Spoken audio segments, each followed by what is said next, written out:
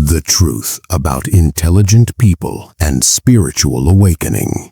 Why loneliness is your spiritual awakening. An audiobook. What if the loneliness you've been carrying isn't a sign of something broken in you, but evidence of something awakening?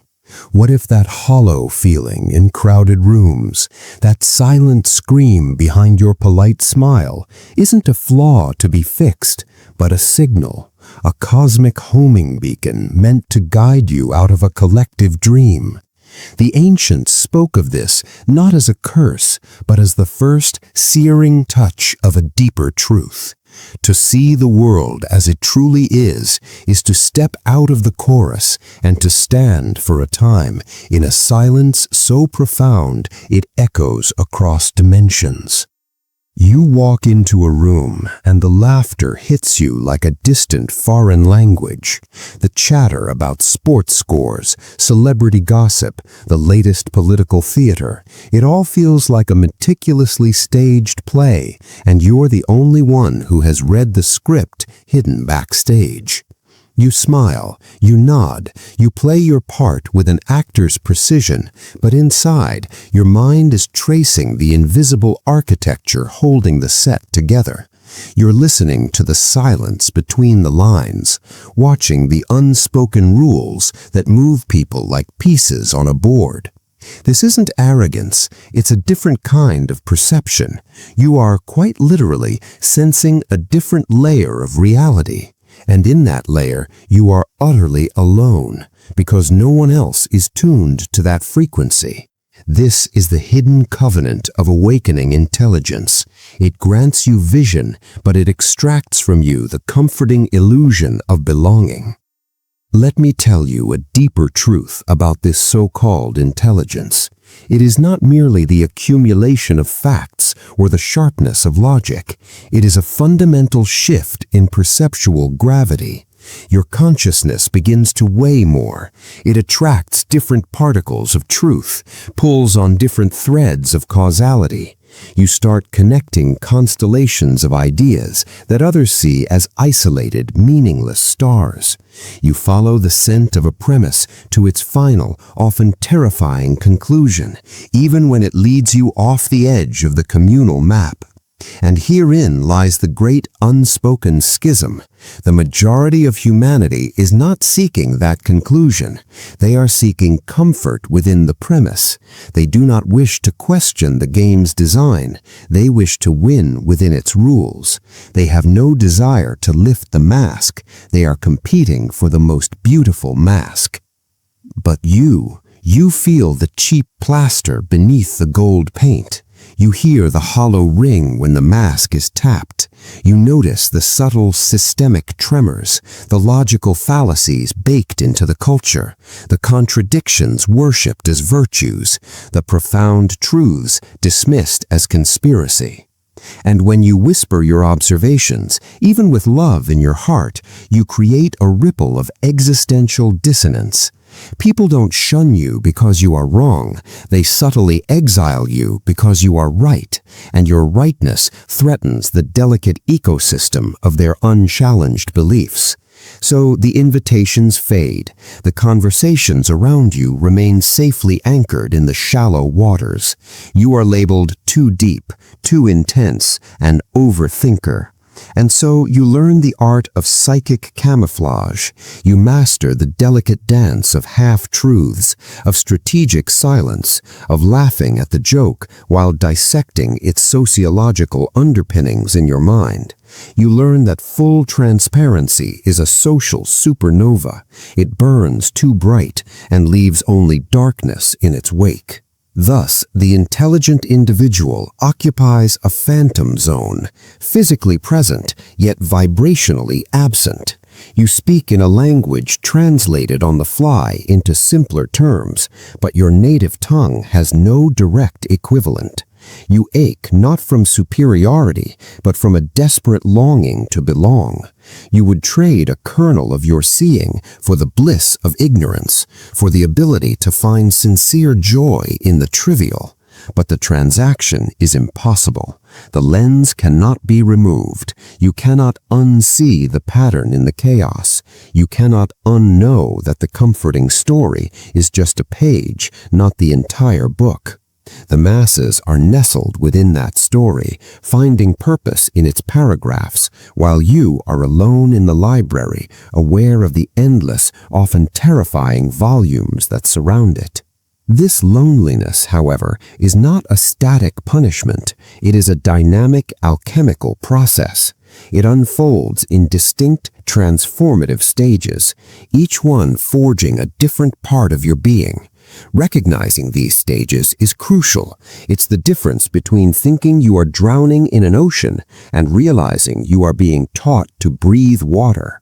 The first stage is not loneliness, but cosmic disorientation.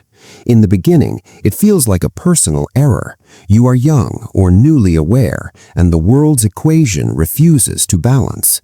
Authority figures preach integrity, but model corruption. Society champions authenticity, but rewards conformity. Love is promised as unconditional, yet is dispensed in transactional fragments. A quiet voice within whispers, "This does not compute." You assume the fault is your own, a missing social chip, a failure of understanding. So you embark on a frantic study. You become an anthropologist of the mundane, dissecting jokes, deconstructing rituals, analyzing small talk as if it were a sacred text. You strive to crack the code everyone else appears to have downloaded at birth. But the code is nonsense. It's a loop of circular logic, a set of arbitrary rules sustaining a game with no true victors, only varying degrees of distraction. The more fluently you speak this language of society, the hollower its syllables become. This is when the disorientation curdles into the second stage, sacred frustration. This is a holy rage, a fire in the spirit. It is the frustration of the oracle who is mistaken for a madman. You can no longer hold the truths inside. You begin to speak them, gently at first, then with the urgency of a watchman seeing smoke on the horizon. You point out the emperor's nakedness, not to mock, but to prevent him from catching a cold in the collective delusion. The response is rarely gratitude. It is a spectrum of resistance, from gentle pats on the head, "You think too much, dear," to active hostility, "Why do you always have to ruin everything?" Your light is perceived as a glare, your clarity as a critique. Your questions are not answered, they are disqualified. This is the stage of the great test. Will you allow the reaction of the crowd to extinguish your perception? Will you allow their discomfort to become your prison? Many do. They learn to choke down their insights, and in so doing, they contract a spiritual sickness, a slow, silent death of authenticity. But if you hold the line, if you endure the friction of being the grain of sand in the well-oiled machine, you pass into the third and most critical stage. This is where the original script ended, but where the true journey is just beginning. This third stage is the hermit's enlightenment. The frustration burns away, leaving behind a cool, quiet ash of acceptance. You stop trying to explain the sunset to those who insist it is merely a setting of a switch. You understand that your loneliness is not an accident of personality, but the necessary condition for a certain kind of creation. The crowd is a chorus. You are being tuned to become a solo instrument. This isolation is the cocoon. Within its silent confines, a profound transformation begins. You start to seek not an echo of your own voice in others, but a different kind of connection altogether, a connection to the patterns themselves, to the hidden currents that move beneath human affairs. Your sense of belonging migrates from the horizontal plane of social validation to the vertical plane of cosmic alignment. You begin to find companionship in the timeless, in philosophy, in the laws of physics, in the whispers of history, in the silent, steadfast intelligence of nature. A strange thing happens. The loneliness loses its sting. It becomes solitude. It becomes space. And in that vast interior space, you start to hear a new signal, faint at first, then undeniable. It is the call of purpose. Not the purpose sold in self-help books, but a raw archetypal imperative that is uniquely yours to fulfill. This loneliness was the universe's method of clearing the stage. It evacuated the crowd so you could finally hear your own script. The fourth stage, which we might call the architect's return, emerges from this silence. Having fully inhabited your solitude and decoded its message, you are no longer content to merely observe the broken game. A new impulse stirs, not to play the game, not to scream at its players, but to draft new rules. This is not about gathering a new crowd of followers. It is about becoming a magnetic north for other scattered, disoriented souls who are navigating their own first and second stages. You begin to operate from a place of empowered, quiet creation. You write the book only you can write. You build the system that corrects the flaw you uniquely perceive. You offer the truth not as a weapon to dismantle others' illusions, but as a tool for those who are already fumbling for the exit. Your energy shifts from frustration to a potent, focused generosity. You are no longer the lonely voice in the crowd. You are the quiet architect in the wilderness, drawing blueprints for sturdier, more beautiful shelters. The loneliness transforms into a selective resonance. You attract not dozens, but a few profound, resonant connections, others who have also endured the alchemy of isolation and speak your native, untranslated tongue. Your circle shrinks in quantity, but expands into infinity in quality. But the journey does not stop at building a better refuge within the old world. The ultimate stage, the fifth and most profound, is the bridge to the invisible. This is where practical reality and mystical truth converge. Your intelligence, now refined in the fires of isolation, begins to perceive not just the hidden structures of human society, but the hidden structures of reality itself. You start to sense the synchronicities that are not coincidence, but conversation. You feel the intuitive nudges that guide you away from disaster and toward opportunity, with an intelligence that feels alien and deeply familiar all at once. The loneliness you once felt for human company becomes a longing for union with this larger, intelligent fabric. Call it Source, God, the universe, or the unified field. Your practice becomes one of alignment with this architecture. Meditation is no longer stress relief. It is diplomatic negotiation with your own higher consciousness. Your work is no longer just a career. It is a series of embedded codes, offerings left in the matrix to uplift its overall frequency. You understand that your very state of being, your peace, your clarity, your compassion forged in the fires of your own suffering is your most powerful act of service. You become a living bridge between the mundane and the mystical, the seen and the unseen. You walk in the world, but you are sourced from elsewhere. The final beautiful paradox is this: in fully embracing your existential loneliness, you touch the one thing that connects you to everything. You trade the shallow belonging of the herd for the profound communion with the cosmos. The isolation was never the destination, it was the initiation.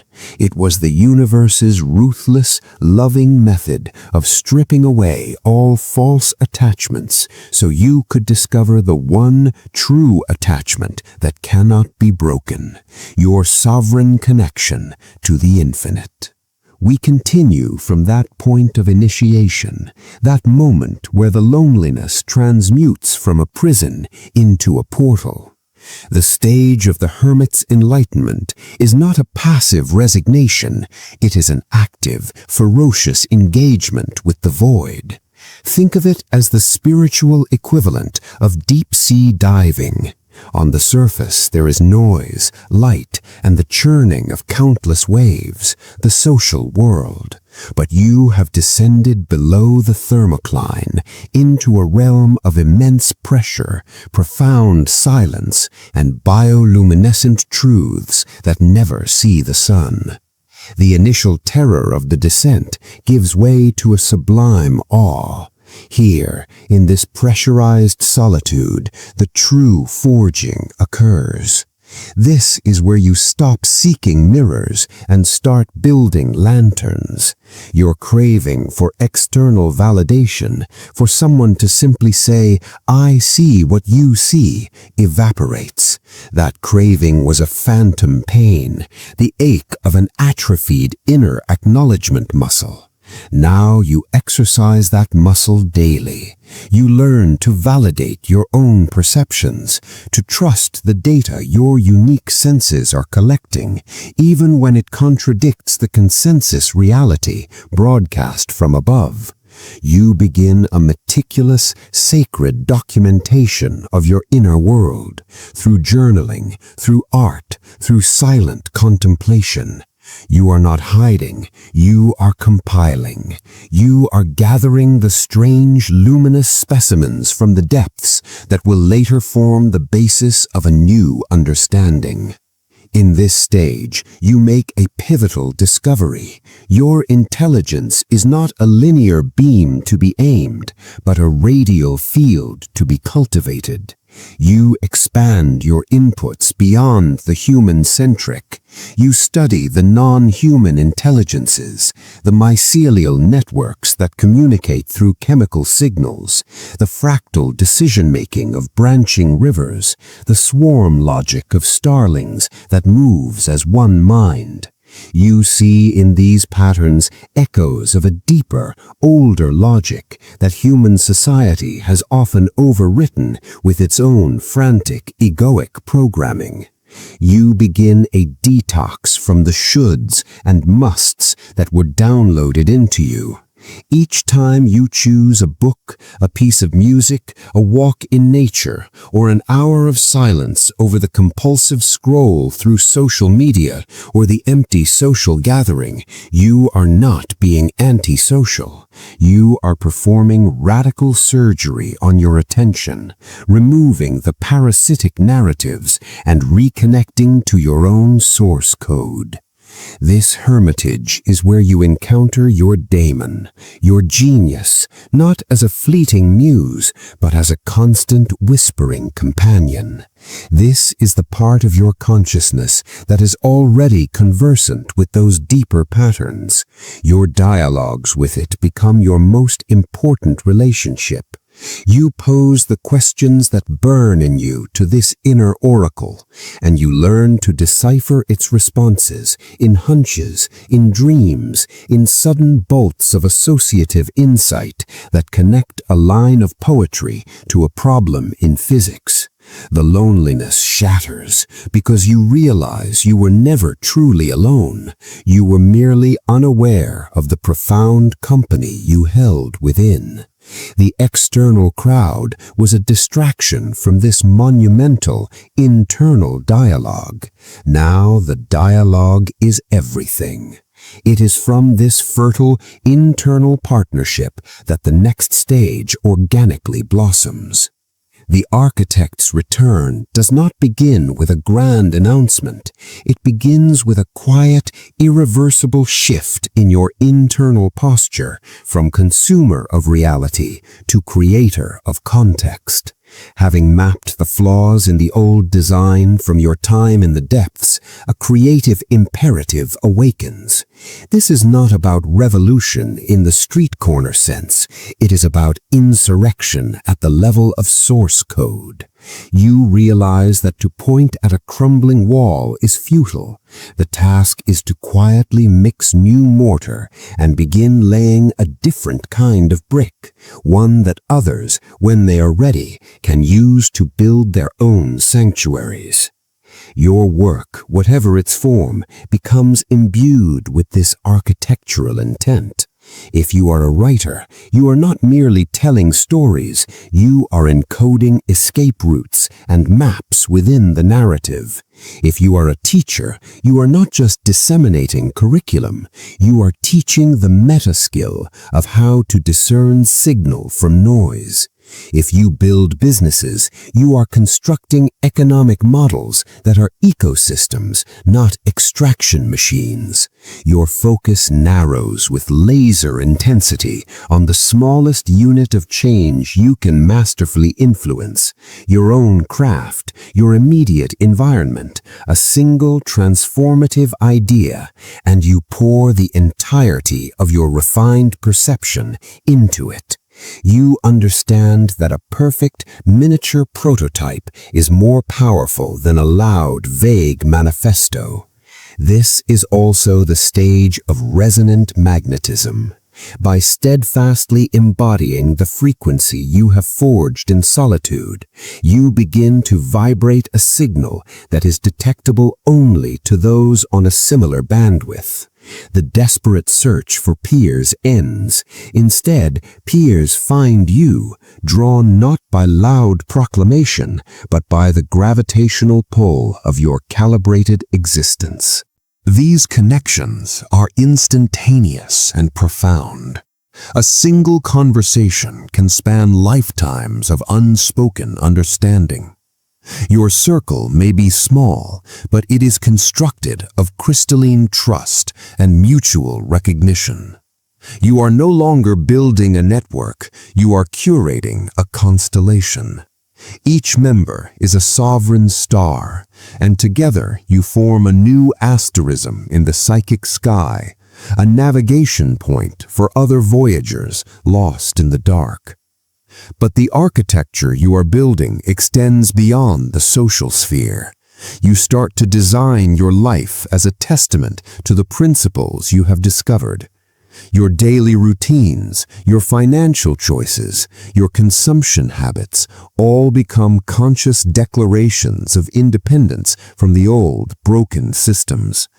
You create pockets of sanity, beauty, and truth in a world saturated with distraction and decay. Your home becomes a temple to your values. Your schedule becomes a sacred text that prioritizes depth over breadth. You are, brick by brick, word by word, habit by habit, constructing an alternative reality within the shell of the old one.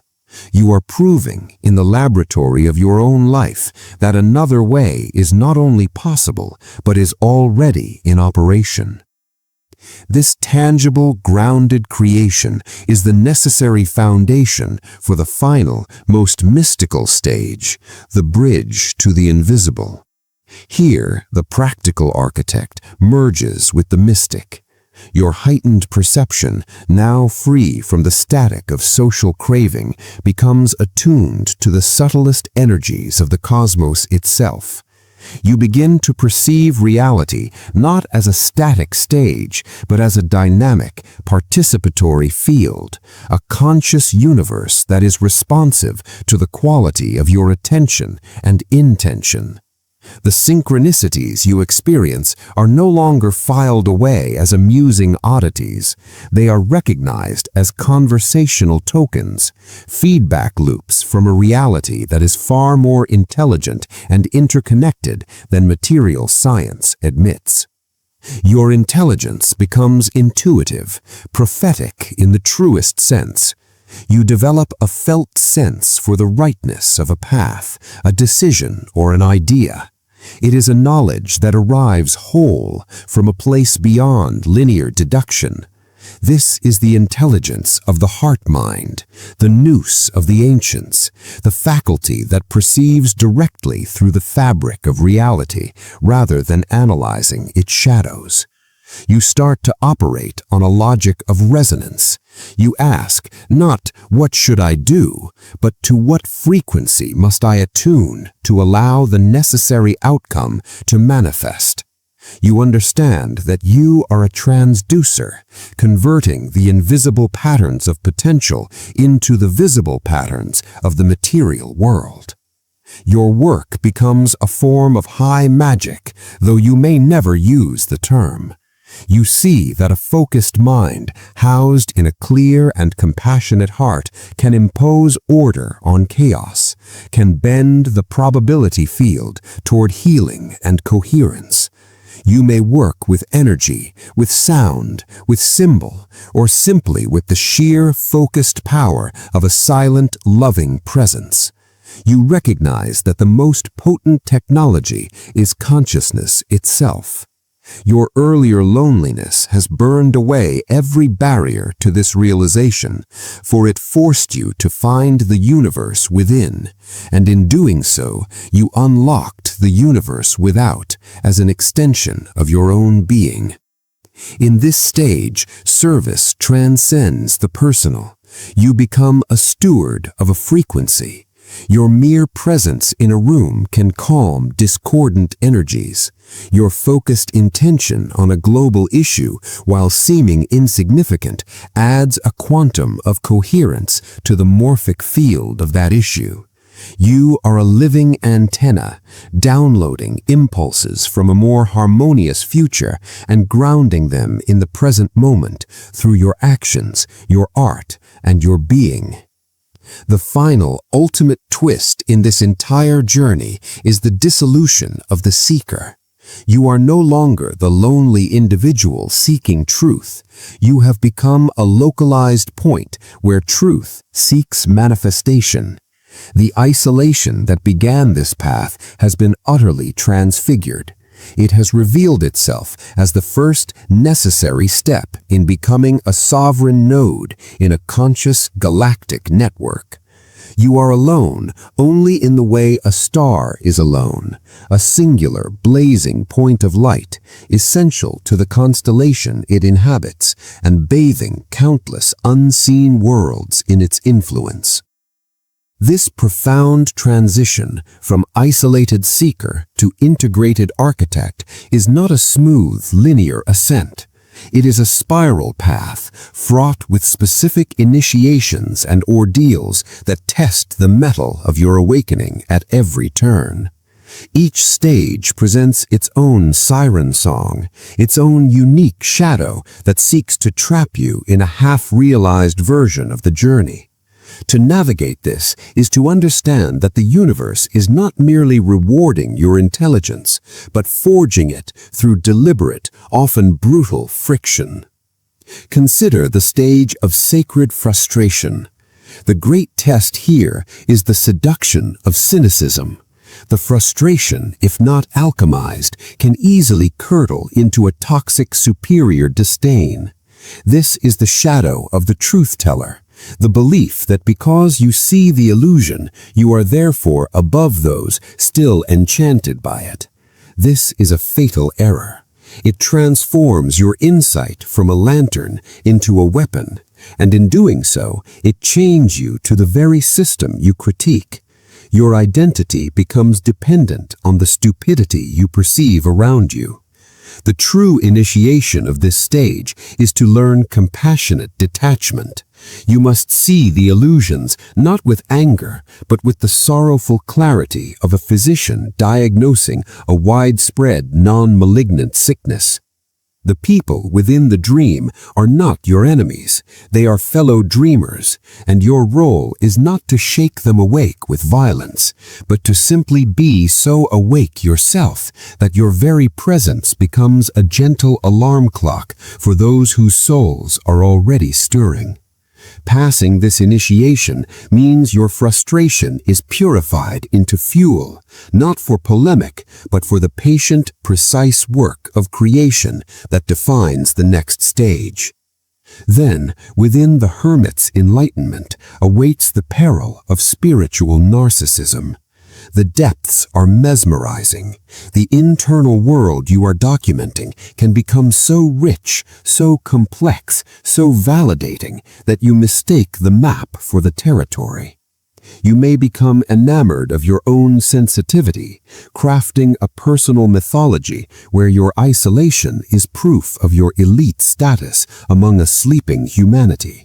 This is the shadow of the mystic, building a palace in the void and then locking yourself inside, admiring your own reflection in its crystal walls.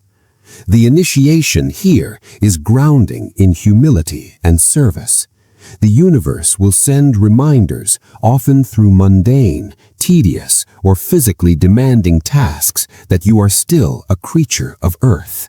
You must chop wood and carry water, even as your mind converses with galaxies. The insights you gather are not trophies for your personal shrine. They are seeds that must be planted in the soil of common reality to see if they bear fruit. This initiation forces you to verify your truths not by how profound they feel in isolation, but by how effectively they can translate into a form that, however subtly, benefits the whole. As you step into the role of the architect, the shadow that arises is messianic grandiosity. Now that you are building, the intoxicating thought can emerge: I alone must save, rebuild, enlighten the world. This is the ego's final, most subtle attempt to co-opt the journey. It exchanges the loneliness of the outcast for the exhausting, self-aggrandizing burden of the would-be savior. The initiation at this stage is the realization of synergistic scale. You are not the sole architect of a new world. You are one artisan among many, working on a fractal blueprint so vast no single mind can comprehend it all.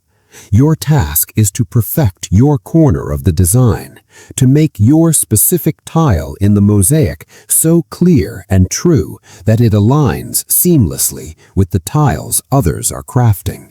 You learn to work in concert with synchronicity, to recognize when to lead and when to support, when to speak and when to amplify another's voice. It is the humility of the master builder who knows that the cathedral will outlive him and was never his alone. Finally, on the bridge to the invisible, the ultimate shadow is dissociation. In seeking union with the cosmic, there is a danger of disdaining the human, of floating off into a realm of pure energy and concept, leaving your earthly life and responsibilities untended. This is a spiritual bypass of the highest order. The corresponding initiation is sacred embodiment. The bridge must be anchored at both ends. Your ultimate purpose is not to escape reality, but to become the conduit through which the infinite pours into the finite. The test is to bring the cosmic love you touch directly into the most grounded aspects of your life, into your relationships, your health, your finances, your community. Can you let the mystic's awe infuse a simple act of kindness? Can you let the architect's vision inform how you pay your bills or speak to a stranger? This initiation demands that you become the meeting point, the living synapse where spirit and matter kiss, and in that fusion generate the light that is your true contribution. This pattern of ordeal and initiation is not a modern psychological construct. It is the oldest story we have, etched not in books, but in the human soul, and reflected in our most enduring myths. Consider the Sumerian tale of Gilgamesh. He begins in a state of arrogant, godlike isolation, a king separated from his people by his own power. Cosmic disorientation. The death of his only friend, Enkidu, plunges him into a frantic, desperate frustration and grief, a confrontation with mortality that shatters his illusions. Sacred frustration. His subsequent lonely quest for immortality is his hermit's journey, a withdrawal from society to seek ultimate answers. The hermit's enlightenment. He fails to gain physical immortality, but returns to Uruk with the wisdom to become a just ruler, building his city's walls not for personal glory, but for the legacy and protection of his people. The architect's return. His story ends with his acceptance of mortal human limits, having touched the divine, but chosen to apply that wisdom in the earthly realm. The bridge's embodiment. In the Greek tradition, we see Athena, the goddess born not from a mother, but sprung fully formed from the mind of Zeus. She is the archetype of divine strategic intelligence, yet she does not remain in detached Olympian contemplation. She is the patron of the polis, of weaving and of craftsmanship. She guides heroes like Odysseus not by giving him the answers, but by sharpening his wits, forcing him to use his own intelligence to navigate trials. She represents the perfect integration, the cosmic mind actively engaged in the architecture of human civilization, a bridge between strategic insight and practical manifestation. These are not mere stories, they are archetypal roadmaps showing that the pain of intelligent loneliness and the path to sovereign power are an ancient, recognized progression. The Gnostic texts speak of the pleroma, the fullness of the divine, and the kenoma, the empty, illusory world. The awakened individual is one who has perceived the pleroma while trapped in the kenoma, and whose mission becomes the sowing of seeds of true knowledge, gnosis, into the barren soil of the material world, precisely the journey from hermit to architect. In Eastern philosophy, the Bodhisattva vow embodies the architect's return and the bridge. It is the promise to forego final nirvana, to remain in the cycle of suffering, not out of attachment, but out of a boundless compassion, to build bridges of wisdom for all beings still trapped in ignorance. This historical and mythical resonance is critical. It reassures you that what you are experiencing is not a personal pathology, but a participation in a perennial human drama of awakening. You are walking a path worn by the seekers, visionaries, and quiet revolutionaries of every age. Your loneliness is the same isolation felt by the philosopher in his garden, the inventor in her workshop, the mystic in his cell, the artist before the blank canvas. It is the necessary precondition for a conversation that transcends time. When you read the works of Marcus Aurelius, of Hypatia, of Nikola Tesla, of Emily Dickinson, you are not just reading words or studying ideas. You are receiving a transmission from across the centuries, a beacon fired from another point in the constellation, saying, "I endured the silence too. This is what I built within it. Now you build." Let us transition from the map of the journey to the toolkit for the traveler. Understanding the stages and their initiations is philosophical navigation, but the daily work is psychological and spiritual craftsmanship. Each phase demands specific, concrete disciplines, not as rigid rules, but as technologies of consciousness to stabilize your frequency and advance your trajectory. Without these applied tools, the insights remain ephemeral, and the initiations can break you rather than forge you. Beginning with the tumultuous stage of sacred frustration, the primary discipline is discernment without judgment. Your mind, seeing the cracks in the world, wants to critique everyone and everything. This is a leak of vital energy. The practical tool is the creation of a mental filter. When you perceive an inconsistency or a societal illusion, you consciously pause. You ask a triage of questions. First, is this a fundamental structural falsehood or merely a trivial human foible? Second, is engaging this my responsibility, or am I being drawn into a drama that drains my focus? Third, if it is fundamental and mine to address, what is the most concise, fact-based, and non-emotional way to articulate this truth?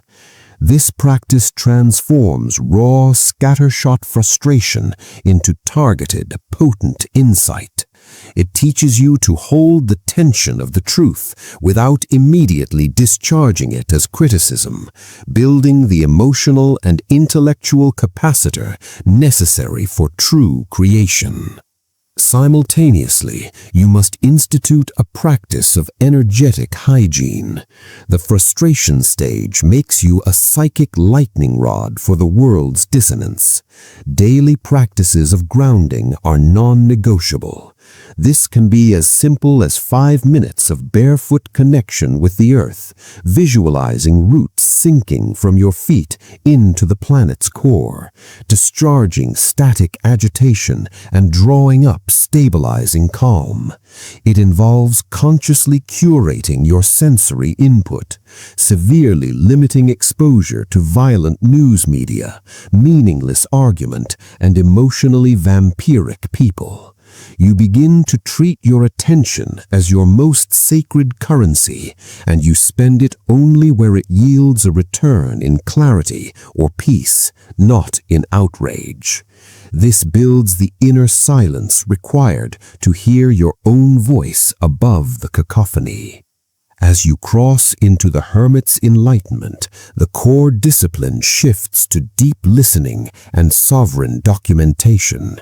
This is the stage of active receptivity. The tool here is the dedicated daily dialogue with your inner daemon. This is not passive daydreaming, but a structured interrogation of reality. You might keep 2 journals, a logbook for recording external observations of patterns and synchronicities, and a dialogue journal for posing written questions to your higher self and freely writing the responses that flow through without censorship or analysis. The act of writing by hand is alchemic. It forges a circuit between the subconscious, the conscious mind, and the physical world, embodying thought in a way typing rarely achieves. Furthermore, you must adopt the practice of intentional solitude. This is not merely being alone, but architecting time and space for undistracted being. This could be a weekly sabbatical hour in nature without devices, or a morning ritual before the world awakes. In this carved-out silence, you engage in practices that dissolve the linear mind. Studying complex, non-linear systems like sacred geometry or quantum mechanics. Immersing yourself in art or music that has no narrative, only pattern and emotion. Practicing silent meditation focused not on emptying the mind, but on observing the mind's own innate pattern-generating intelligence. This is how you learn the language of the deeper reality you are now perceiving. Upon entering the architect's return, the essential tool becomes prototyping and iterative creation. The architect does not wait for a perfect grand plan. She builds a small functional model. Your discipline is to take one insight, one fragment of your new understanding, and give it tangible form. If you see a flaw in how communication happens, you prototype a new way in a single blog post or a community guideline for a small group. If you sense a need for a new economic model, you start by creating a flawless, ethical microtransaction with a single client or collaborator. The principle is small, concrete, and complete. Each prototype is a test of your internal truth against the friction of material reality. You then observe, learn, and iterate without attachment. This is applied philosophy. It transforms you from a theorist of a new world into an experienced builder of its components. This stage also requires the mastery of energetic economics. As an architect, your energy is your capital. You must learn to audit your expenditures with ruthless precision. Which relationships, activities, or thought patterns yield a net return of energy, clarity, and creative momentum? Which are drains? You develop the courage to divest from the drains, not with drama, but with the quiet finality of a strategist reallocating resources to a critical project. You schedule your highest priority creative work during your peak energy hours, guarding that time as inviolable. You learn that saying no to the good is what allows you to say yes to the essential. This is not selfishness, it is the stewardship of the resource required to build something of value for others. Finally, for the one who walks the bridge to the invisible, the ultimate discipline is ritual as conscious conduction. Your daily life becomes a series of deliberate rituals designed to maintain alignment and conduct higher frequencies. This transcends routine. Making your morning coffee can be a ritual of gratitude and intention setting for the day. Your work session can begin with a minute of silence, dedicating the output to the highest good. A walk can become a moving meditation for downloading guidance. The key is conscious presence within the ordinary act, infusing it with a specific sacred purpose. You are effectively programming your own subconscious and the field around you with coherent intent. This stage also demands the practice of perpetual beginner's mind. The greatest danger for the mystic is the crystallization of knowledge into dogma. The discipline is to constantly challenge your own most cherished understandings. You actively seek out information and perspectives that contradict your current model. You engage with them not to defeat them, but to test the flexibility and robustness of your own beliefs. You ask, what if the opposite of what I know is also true? This maintains the humility and openness that allows the universe to continue its instruction, ensuring the bridge you have built remains a living, flexible structure, not a rigid, crumbling monument. The societal implication of this individual awakening is nothing short of a silent, metaphysical revolution. When a critical mass of individuals begin this journey, moving from frustrated perception to sovereign creation, they do not merely drop out of the old system, they become the seed crystals for a new one. Their prototypes, their ethical businesses, their truthful art, their community models, their coherent families begin to form a parallel social structure. This is not a political movement with a leader and a manifesto. It is an organic emergence of a new operating system, growing cell by cell, node by node, within the decaying body of the old. These individuals, as they reach the architect and bridge stages, stop feeding the old patterns. They withdraw their attention, their emotional energy, and their financial capital from systems based on extraction, fear, and separation. They redirect these resources into systems of creation, trust, and connection. Economically, this creates resilient, decentralized networks of exchange that bypass traditional, predatory institutions. Socially, it creates communities of meaning that replace communities of convenience or default. Culturally, it generates new myths, new stories, and new art that reflect the deeper, interconnected reality, slowly overwriting the narratives of isolation and scarcity.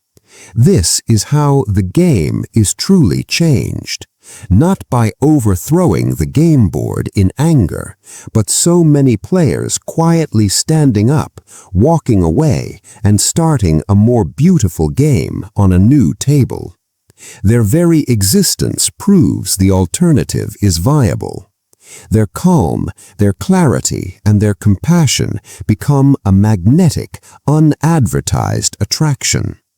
The old system, deprived of the conscious energy and creative intelligence of its most perceptive members, begins to starve. It grows louder, more frantic, more absurd in its attempts to maintain the illusion, precisely because the quiet architects are no longer participating in propping it up. They are too busy building the new world, brick by psychic brick, in the light of a different sun. Let us now turn to the most elegant language the universe employs, the lexicon of synchronicity and intuition. This is not a vague mystical concept for the final stage alone. It is a practical operational feedback system that activates in proportion to your awareness and calibrates itself to each phase of your journey. As you ascend through these stages, the universe ceases to be a passive backdrop and becomes an active correspondent, sending encoded messages through the fabric of your daily life. Learning to read this correspondence is the master skill of the awakened intelligence. In the initial confusion and frustration stages, synchronicities often feel like tantalizing glitches in the matrix, brief, startling moments where the curtain wavers. You think of an obscure concept, and within hours you stumble upon a book that discusses it. You have a nagging question, and a stranger in a coffee shop makes an offhand comment that feels like a direct answer. These are not random. They are the universe's way of whispering, you are on the right frequency. Your questions are valid. Keep looking. The confirmation here is subtle but vital. It is the sense that reality is responsive, that your internal search is mirrored by external clues. The intuitive nudge here often manifests as a visceral no, a deep somatic unease with certain paths, people, or choices that look good on the surface but would lead you deeper into the illusion. Learning to trust this gut-level no, even when logic argues otherwise, is your first real act of co-creation with the invisible. It is the universe helping you steer away from dead ends. As you enter the hermit's enlightenment, the communication deepens. Synchronicities become less like chance occurrences and more like a deliberate thematic dialogue. You will notice repeating numbers, recurring symbols in dreams and waking life, or encounters with people who seem to deliver a specific piece of a puzzle you are holding. This is the stage where you begin a conscious synchronicity journal. Documenting these events is crucial, for patterns within the patterns will emerge. You may see that themes of release are followed by unexpected opportunities, or that encounters with certain animals precede periods of insight. The universe is teaching you its symbolic language. Intuition here evolves from a gut know to a clear, quiet knowing. You simply know which book to pick up, which path to walk, which thought to pursue. There is no dramatic vision, just a calm internal certainty that feels as factual as gravity. This is the confirmation that you are aligning with your own deeper blueprint. The hermit's solitude is not empty. It is the quiet room necessary to hear this increasingly clear signal. For the architect, synchronicity transforms into a logistical partner. It begins to orchestrate meetings. The right collaborator appears at the perfect moment. A resource you need surfaces unexpectedly. A door closes, forcing you toward a better open one. This is the universe acting as a cosmic project manager, optimizing your path based on the intent you have declared through your prototypes. The confirmations become tangible and practical. You receive external validation, award, payment, a heartfelt thank you, not as the goal, but as a resonant echo of the value you are creating. Intuition at this stage becomes strategic foresight. You get flashes of how to structure a project, solve a logistical problem, or connect two seemingly disparate ideas into an innovative solution. It is intelligence operating at the speed of insight. The message is clear. You are building in harmony with the universal design. We are providing the materials and connections. On the bridge to the invisible, the communication becomes so seamless it borders on the surreal. Synchronicity is no longer an event, it is the ambient condition of your life. You live in a state of graceful flow where needs are met before they are fully articulated, and guidance arrives as a felt sense in the body, a dream or a cascade of coincidences that are too precise for chance. You might think of a long-lost friend only to have them call minutes later, or receive an idea for healing that is later confirmed by advanced scientific research. The universe is no longer just sending signals. You are in constant harmonic resonance with it. Intuition here merges with compassion and becomes claircognizance, clear knowing for the benefit of the whole. You may know exactly what a suffering person needs to hear, or sense a coming shift in the collective energy. The confirmation is an unshakable, embodied peace. The deep cellular understanding that you are an integral, conscious participant in a benevolent, intelligent unfolding. The loneliness has been completely transposed into this profound, participatory unity. Yet, this luminous path has its own necessary shadow, and its integration is the final, masterful art. The shadow is not your enemy. It is the unclaimed, unlit aspect of your own power that, when integrated, completes your circuit. In the frustration stage, the shadow is righteous anger, the part of you that wants to burn down the false structures. Integrate it not by acting it out, but by honoring its fire as the energy that fuels your commitment to build something true. Give it a constructive outlet in your creative work. In the hermit stage, the shadow is spiritual escapism, the desire to flee the messy human world forever.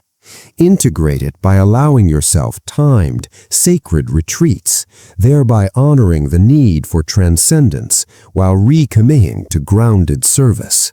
For the architect, the shadow is perfectionism and control, the fear that your creation won't be flawless.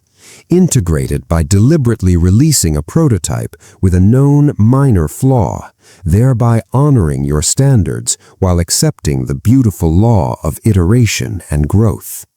For the bridge, the shadow is the Messiah complex, the subtle pride of being the chosen conduit. Integrate it through acts of anonymous service, reminding yourself that you are not the source of the water, but a hollow bone through which it flows. So, what is the culmination? What is the purpose of this entire arduous, magnificent metamorphosis? It is to become a living hypothesis of a higher human. You are no longer merely a human being seeking a spiritual experience. You have become a spiritual being mastering the human experience. Your very life, your calm in crisis, your integrity in commerce, your compassion in conflict, your creativity in a culture of consumption, stands as a working model, a proven prototype for what is possible. You are a silent, walking revolution. You do not need to shout your truth from the rooftops. Your presence in a room alters the emotional entropy. Your decisions in the marketplace inject ethics into the economic bloodstream. Your focused, loving attention on a global issue adds a quantum of coherence to its morphic field. You are a node in a nascent planetary nervous system that is waking up. The loneliness that once plagued you was the birth pang of this new identity.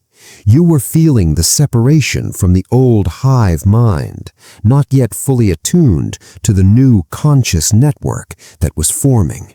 A network based not on conformity, but on resonant, sovereign alignment. The final, beautiful truth is this: the higher dimension you sought to ascend to is not a distant place in the stars. It is a deeper layer of this reality, accessible only through the refinement of your own perception and the purification of your intent. You ascend by going inward and downward into the truth of your being, and by bringing that truth outward into the world with impeccable craftsmanship. The education is complete not when you know something, but when you are something new. You came for knowledge, but the universe, in its infinite wisdom, offered you a transfiguration. The lonely, intelligent seeker is gone. In its place stands the integrated, intelligent creator, a calm, clear, and potent force of nature, forever a student of the infinite, forever a builder of worlds, and finally, miraculously, at home in the cosmos. So let this be your new compass, your solitary star in the vast, inviting dark. The path of the seer is walked alone until the moment you realize you are walking with the universe itself. If this resonance found you here, in this quiet space between the worlds, then you are already more than a viewer. You are a fellow traveler. To help this signal reach others navigating this same profound silence, please lend your energy to this channel. Like, subscribe, and turn on notifications. These are not mere buttons, they are your sacred seals of agreement, your votive offerings that help keep this beacon lit in the digital wilderness. Drop a comment below, share your stage, your insight, or simply the word "seen." Your voice becomes part of the constellation we are building together, and it will guide our next journey into the hidden architecture of reality. The greatest truths are found not in the roar of the crowd, but in the silent spaces between us, where one awakened soul recognizes another. Thank you for watching.